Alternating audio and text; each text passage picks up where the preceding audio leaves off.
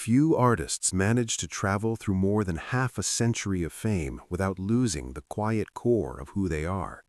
In a world where applause is often louder than truth, Emmylou Harris remains a rare exception. Her voice, gentle and clear, has never tried to conquer the listener. It simply arrives, like a familiar memory, and stays. To many, she is a legend of American music, but legends are often misunderstood. They are not born from comfort. They are shaped by endurance, by doubt, and by the silent battles no one applauds. For more than 5 decades, Emmylou has walked a path filled with songs, stages, and distant hotel rooms. Yet behind the awards and the graceful image lives a story far more human. A story of a young woman who never planned to be famous, of a daughter who grew up in the shadow of discipline and unspoken wounds, of an artist who chose feeling over safety and truth over convenience. People often ask how she kept her soul intact in an industry that rarely shows mercy. Perhaps the answer is hidden in the way she sings, never in a hurry, never trying to impress, always searching for something honest. This is not just the story of a career, it is the story of a life that learned, slowly and painfully, how to become itself. Emmylou Harris was born into a world shaped by order, duty, and quiet endurance. She came into life on April 13, 1947, in Birmingham, Alabama, in a family where discipline was not a choice, but a way of breathing. Her father, a Marine Corps officer, carried the invisible weight of war long after returning home. Though he rarely spoke of it, the distance it created could be felt in the spaces between words. Her mother, steady and strong, became the emotional center of the household, teaching her daughter resilience through example rather than speeches. From an early age, Emmylou seemed to live between two worlds. In school, she was everything adults admired, intelligent, focused, and remarkably gifted. Teachers saw a future that looked safe and predictable, perhaps in law or medicine, something solid and respected. But inside, something else was quietly growing. She was drawn not to certainty, but to sound, to stories, to the strange magic of performance. There was no grand musical tradition in her home, yet she felt music the way some people feel longing, without needing to understand where it comes from.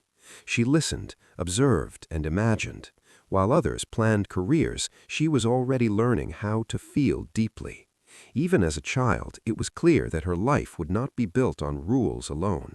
Somewhere beneath the structure and expectations, a restless soul was already preparing to choose a far more uncertain road. The future laid out before Emmylou Harris once looked clear and respectable. A scholarship carried her to the University of North Carolina, where she studied music, drama, and art, a path that still felt practical enough to satisfy expectations. At first, she imagined a life in acting, standing beneath stage lights and becoming someone else for a living. But dreams, like truth, have a way of revealing themselves slowly. College life proved heavier than she anticipated. The demands were constant, the pressure unrelenting. To survive, she worked long hours, performing in small venues at night and waiting tables to pay the bills. Exhaustion became a familiar companion. The classes felt distant from the life she wanted, and the energy required to simply stay afloat began to outweigh the promise of a degree. Eventually, she made a decision that would quietly define her future. She walked away, not out of rebellion, but out of honesty. She knew she could not continue chasing a version of success that left her empty. Without a plan, without guarantees, she returned to the only place that felt real: small folk clubs, dimly lit rooms, and audiences who listened closely. It was there, singing night after night, that Emmylou began to understand herself. Acting faded into the background. Music remained, not yet as a career, but as a calling she could no longer ignore. By choosing uncertainty, she had unknowingly chosen the life that had been waiting for her all along. Emmylou's early years as a performer were shaped not by ambition, but by curiosity. She had grown up loving the voices of the folk era, drawn to songs that felt honest rather than polished. Legends like Bob Dylan and Joan Baez had taught her that music could be quiet and powerful at the same time. Yet it was her brother who first led her toward the world of country music, introducing her to voices that carried both pain and grace. Somewhere between these two worlds, her own sound began to take shape. In the early 1970s, she sang wherever she could around Washington, D.C., small bars, modest clubs, rooms where the audience was close enough to see every expression on her face. It was not glamorous, but it was real. During this time, she met Billy and Taffy Danoff, who believed in her before the world had any reason to. They helped her find opportunities, not stardom, but direction. Then came the meeting that changed everything. Gram Parsons recognized something rare in her voice, something that could not be taught. Their musical connection felt immediate and natural, as if it had been waiting for both of them.